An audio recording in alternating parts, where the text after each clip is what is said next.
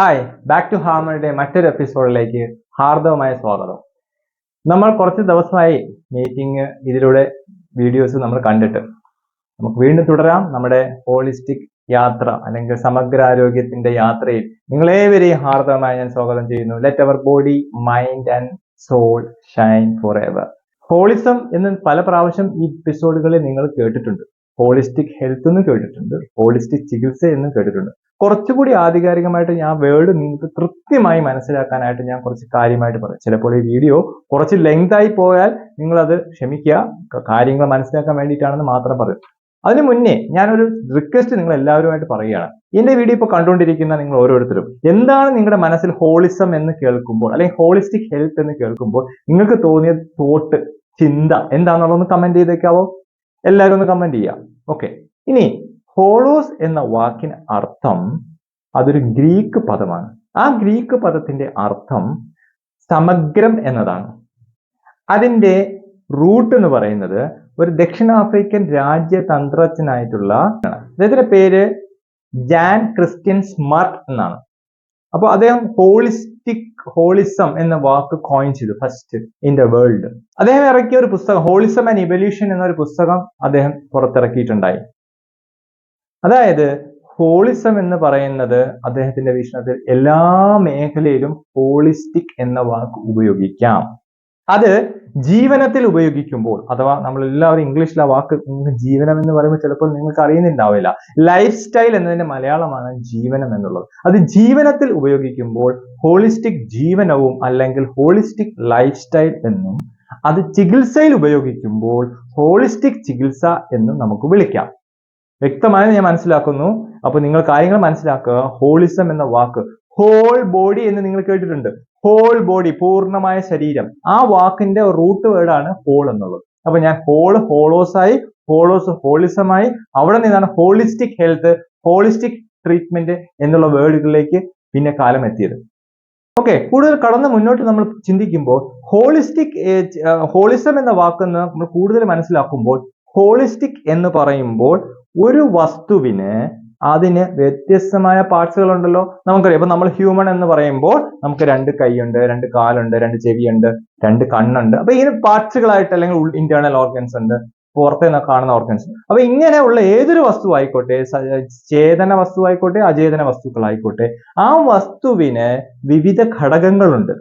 ആ ഘടകങ്ങളെ കൂട്ടിച്ചേർത്ത് അതൊരു മൂല്യമുള്ള ഒരു വസ്തുവായിട്ട് മാറുമ്പോൾ ഘടകങ്ങളെക്കാൾ പ്രാധാന്യമുള്ള ഒരു മൂല്യമുള്ള ഒരു ഉൽപ്പന്നമായിട്ട് മാറുന്നു എന്നുള്ളതാണ് ഈ ഹോളിസ്റ്റിക് എന്ന് നിങ്ങൾ കാണും. അതായത് സമഗ്രമായ ഒരു കാര്യത്തെ കാഴ്ചപ്പാടോടുകൂടി നമ്മൾ ഹോളിസ്റ്റിക് കൺസെപ്റ്റ് എന്ന് പറയുമ്പോൾ അതിന്റെ പൂർണ്ണ അർത്ഥത്തിൽ നമ്മൾ കാണുമ്പോൾ കിട്ടുന്ന ഒരു വാല്യൂ, ഒരു പുതിയ ഒരു മൂല്യമുണ്ട്. പക്ഷെ അത് കണക്കിലെ മൂല്യമല്ല. അതായത് ഒരു മനുഷ്യനാവട്ടെ, ഒരു പ്രതിഭാസമാകട്ടെ, അല്ലെങ്കിൽ ഒരു പ്രകൃതിയിലെ ഒരു സസ്യമാകട്ടെ, അല്ലെങ്കിൽ ഒരു മറ്റേതെങ്കിലും ഒരു യന്ത്രമാകട്ടെ, ഏത് കാര്യം എടുത്താലും അതിന് വ്യത്യസ്തമായ ഘടകങ്ങളുണ്ട്. ഈ ഘടകങ്ങളെ കുറിച്ച് നാം പഠിക്കാറുണ്ട്. ഈ പഠനത്തിൽ നിന്നാണ് ആ ഘടകങ്ങളെ, ആ വസ്തുവിനെ മനസ്സിലാക്കാൻ വേണ്ടി നമ്മൾ ഘടകങ്ങളെ പഠിക്കാറുണ്ട്. അങ്ങനെ ഇപ്പം കനപ്പെട്ട പുസ്തകങ്ങളിലൂടെ പഠിച്ചാണ് ഓരോ ഡോക്ടേഴ്സും, മെയിൻ സ്ട്രീമിലുള്ള MBBS ഡോക്ടേഴ്സ് എല്ലാവരും ഘടകങ്ങളെ ഡീകോഡ് ചെയ്ത് കൃത്യമായി പഠനം നടത്തി വർഷങ്ങളുടെ അധ്വാനം കൊണ്ടിട്ടാണ് അവർ ഡോക്ടേഴ്സായി പുറത്തു വരുന്നത്. അപ്പൊ അങ്ങനെയുള്ള ഡീറ്റെയിൽഡ് സ്റ്റഡിക്ക് വേണ്ടി ഭാഗങ്ങളെ അല്ലെങ്കിൽ ഘടകങ്ങളെ പഠിക്കുമ്പോൾ, ആ ഘടനത്തെ പഠിക്കുമ്പോൾ അത് കൂടിച്ചേരുമ്പോൾ അത് വേറൊരു വസ്തുവായി മാറുകയും അതിന് പ്രത്യേക മൂല്യമുള്ള, ആ ഘടകങ്ങളെക്കാൾ ഉപരി അതിനൊരു മൂല്യമുള്ള ഒരു വസ്തുവായി മാറുന്നു എന്നുള്ളതാണ്. ആ ഘടകങ്ങളുടെ കൂട്ടായ്മയെ പഠിക്കുമ്പോൾ, പൂർണ്ണ അർത്ഥത്തിൽ പഠിക്കുമ്പോൾ ആഴത്തിലുള്ള പഠനം അതിനാവശ്യമാണ്. കൂടുതൽ വളരെ കൃത്യമായി മനസ്സിലാക്കേണ്ടതുണ്ട്. അതിനെ കൃത്യമായി അഡ്രസ്സ് ചെയ്യേണ്ടതുണ്ട്.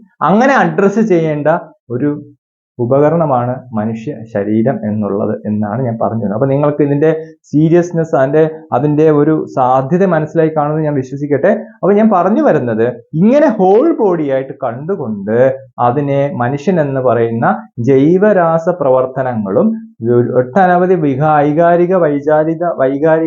വൈകാരിക തലങ്ങളിലൂടെ കടന്നു പോകുന്ന ഒരു ഇമോഷണൽ ബീയിങ് ആയിട്ടുള്ള മനുഷ്യൻ ഒരുപാട് ഘടകങ്ങളിലൂടെ അവൻ ഒരു ദിവസം തന്നെ 64,000-ത്തിലധികം തോട്ടുകൾ, ചിന്തകൾ കടന്നു പോകുന്ന ഈ പ്രതിഭാസത്തിന്റെ ഉള്ളിൽ നടക്കുന്ന കാര്യങ്ങൾ വളരെ കോംപ്ലിക്കേറ്റഡ് ആണ് എന്ന് നമുക്കറിയാം. അങ്ങനെ ഉള്ള ഈ വസ്തുവിനെ നമ്മൾ പരിഗണിക്കുമ്പോൾ നമ്മുടെ ഹോളിസ്റ്റിക് ഹെൽത്ത് ട്രീറ്റ്മെന്റുകളിൽ വരുമ്പോൾ ആ ഘടകങ്ങൾ പൂർണ്ണാർത്ഥത്തിൽ കണ്ടിട്ടാണ് അതിനെ പരിഗണിക്കുന്നത്, അവയെ സമീപിക്കുന്നത്. ആ ഒരു ഹോളിസ്റ്റിക് അപ്രോച്ച് എന്ന് നമ്മൾ ഉപയോഗിച്ച് ട്രീറ്റ്മെന്റിൽ കൊടുക്കുന്നു എന്ന് വ്യക്തമായി മനസ്സിലാക്കുക. അതുകൊണ്ട് തന്നെയാണ് ഈ ട്രീറ്റ്മെന്റുകളിൽ, എനർജി ട്രീറ്റ്മെന്റുകളിൽ വരുന്ന ഈ ഹോളിസ്റ്റിക് ട്രീറ്റ്മെന്റുകൾ പെടുന്ന ഹോളിസ്റ്റിക് തെറാപ്പീസിൽ ഒരുപാട് സാധ്യതകളുണ്ട് എന്ന് നിങ്ങൾ മനസ്സിലാക്കുക. അപ്പോൾ നിങ്ങൾക്ക് എന്തെങ്കിലും കൺഫ്യൂഷൻ ഉണ്ടെങ്കിൽ വീഡിയോ ഒന്നുകൂടി റീവൈൻഡ് ചെയ്യുക, വീണ്ടും കാണുക. എന്തെങ്കിലും സംശയം ഉണ്ടെങ്കിൽ നിങ്ങൾ കമന്റ് ചെയ്യുക. നമുക്ക് കൂടുതൽ കാര്യങ്ങൾ ഇതിൽ മനസ്സിലാക്കാനുണ്ട്. തുടർന്നും വീഡിയോസ് ഞാൻ നിരന്തരം ഇടുന്നതാണെന്ന് പറയുന്നു. ഇനിയുള്ള വീഡിയോസ് ഗ്യാപ്പില്ലാതെ തന്നെ തുടർച്ചയായിട്ട് ഇടാൻ ഞാൻ ശ്രമിക്കുന്നതായിരിക്കും. നിങ്ങളുടെ ഒപ്പീനിയൻ, നിങ്ങളുടെ കമന്റ്സ്, നിങ്ങളുടെ എൻകറേജ്മെന്റ്, നിങ്ങളുടെ പ്രോത്സാഹനം എല്ലാം ഞാൻ പ്രതീക്ഷിക്കുന്നു. Okay, it's me Bidun. Stay healthy, stay happy always. വീണ്ടും കാണാം. നന്ദി.